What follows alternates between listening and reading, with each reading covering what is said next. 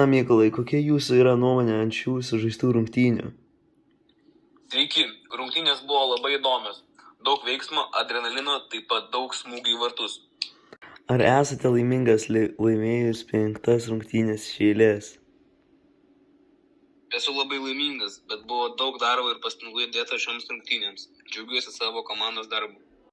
Ar tikitės pasiekti finalą ir laimėti šio sezono čempionatą? Aš tikiuosi, kad laimėsime šio sezono čempionatą, nes visa komanda intensyviai treniravosi ir nepraleidinėjo treniruočių. Bet aš visą laiką tikiu, kad laimėsime, nors ir koks stiprus yra varžovas. Ar esat pasiruošę kitoms rungtynėms šeštadienio vakare prieš vieną iš stipriausių komandų FK Žalgirį?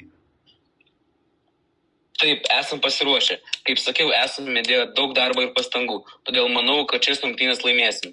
Varžovas labai stiprus, bet stengsimės iš visų jėgų. Ar jūs sieksite savo tikslų, kad ateityje galėtumėte tapti profesionaliu futbolininku? Taip sieksiu, nes tai yra mano svajonė. Dedu daug pastangų kiekvieną dieną ir ateityje tikiuosi tapti profesionaliu futbolininku. Ačiū labai, kad skyrėte dėmesio ir sėkmės ateinančiose rungtynėse. Ačiū Jums, buvo labai malonu.